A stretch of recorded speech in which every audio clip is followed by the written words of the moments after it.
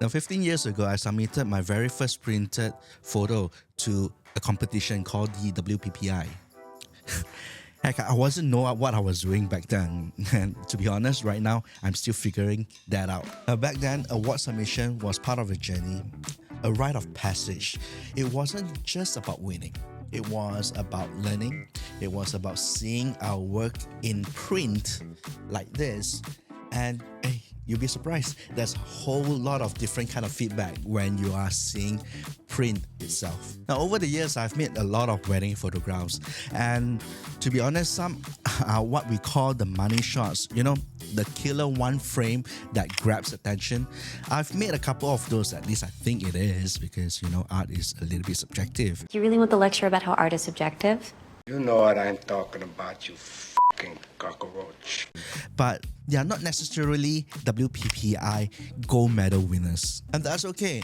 Not getting a gold medal from WPI doesn't mean that we are not good enough at what we are doing. It is also the full wedding coverage, isn't it? The flow, the chaos, the quiet moments in between that really holds weight. Now, back then, when we were submitting for all these printing competition, we got to learn about the printing process. And one thing that stuck with me is this photo wrap paper that I love. Cotton base. It feels like an art block. Now, you run your finger across it, and the texture and the fiber, it feels like it's holding the photo in the grain. Now, when I was reviewing the Canon Pixma Pro-200, which is right behind me, I was using a lot of the Canon fine art photo paper. But this print over here, this print, it is not Canon fine art. It's a cotton wrap paper that I purchased on Taobao. Now, over the years of printing, I've tested the Canon fine art paper, the Pro Lusters. You have seen those photo paper in my channel. I've tested Ilford, I've tested Honeymoon Lace, and they are great. They are all amazing. They are also very expensive, rightfully so. Their quality. But in Malaysia, they're often out of stock and hard to get. Now, some of you that has watched my previous video asked me where I get my Canon fine art papers, which I tried to search. It's not available. It cost me about a quarter of the price, and honestly, it holds up surprisingly good. Now, while we are in the topic of experimenting, I've been owning this printer for the past 5 years, and all these 5 years I've been replacing the ink tank with Canon's original ink. So, being curious and slightly stingy of a guy I am, I tried this third-party ink. Now, let me show you this. So, I have with me, here are the last two cartridges that I haven't installed of the Pixma Pro-200 ink. These are the 65 cartridges that's compatible with the Pixma Pro-200. So I'm going to put a link at the description so you can go and see it for yourself, which are the inks that I purchased. So far, I've installed like a good 6 cartridges. It's a little bit messy because these cartridges does leak at the bottom, but after I install it, do a print head clean and all, it seems to be working pretty alright. The first print that I tested on, this, you could see there is a I'm not sure whether if I accidentally touched it with my dirty hands, but I could see there were some printing artifacts right here. This is the first print, and what happened was I installed the cartridges wrongly because I inserted in the wrong color. But after that, after cleaning the print head and doing the prints again, it seems to be working perfectly fine. Yeah, my light magenta and my magenta is due for swapping, so that's why I think I can just swap it out. Maybe perhaps I'll show you guys how this is done. Let's open the casing. So this is the pink magenta third-party ink that I've purchased to replace. You can see almost everything is replaced. The transparent ones are the third-party and one more original one over here. This is the light magenta. It looks like this. Okay, it comes with a cover like that. And let me take out the original cartridge, which one thing good is that it's not leaking, right? It is not leaking. And let me just take off the third-party one slowly because I know for a fact that these guys can be a little bit messy.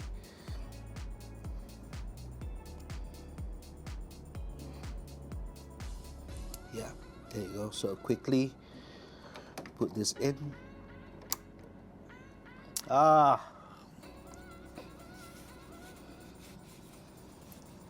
Told you guys, it's a bit messy. My hands are pink right now, so make sure we rub everything off.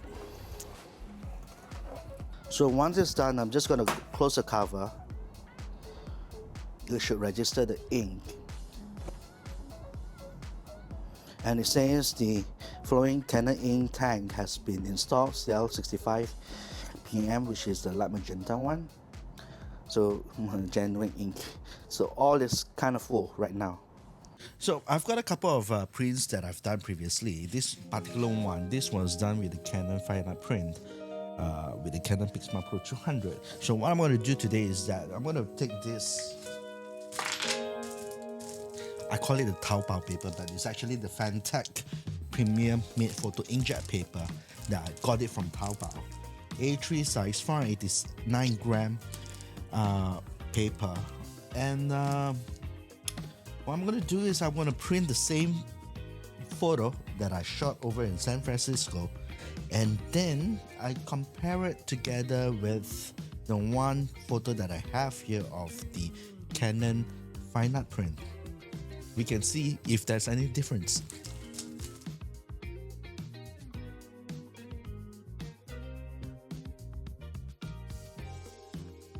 I've got a printout on another piece of paper right here, and let's put it side by side.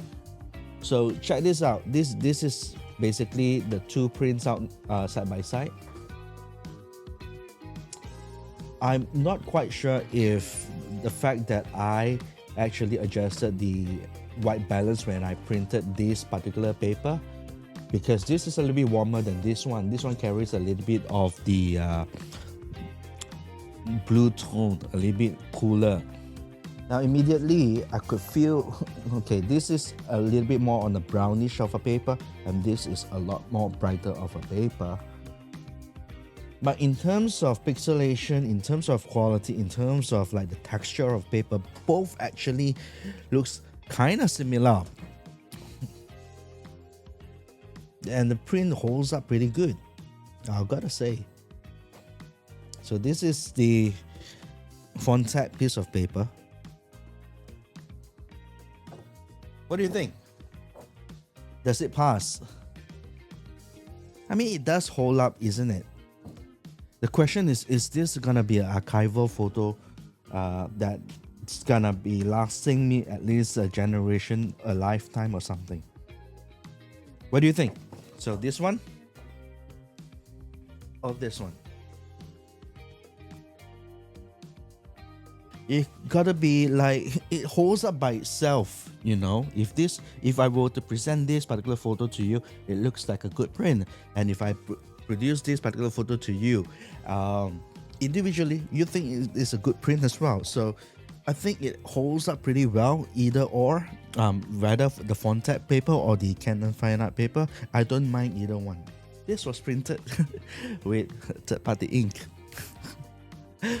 In terms of print quality, side by side, it is almost identical. Well, the challenge is certainly, the big gamble that we are taking on is certainly not sure how long this print's gonna last, whether it is archival, because if it's a Canon ink that is guaranteed by the manufacturer, these are third-party ink, so there are a lot of question when it comes to that, right? And to top that off, when you have a printer like a good printer like this, you don't want to be risking it to use third-party ink where it can block up your print head and make the equipment non-functionable.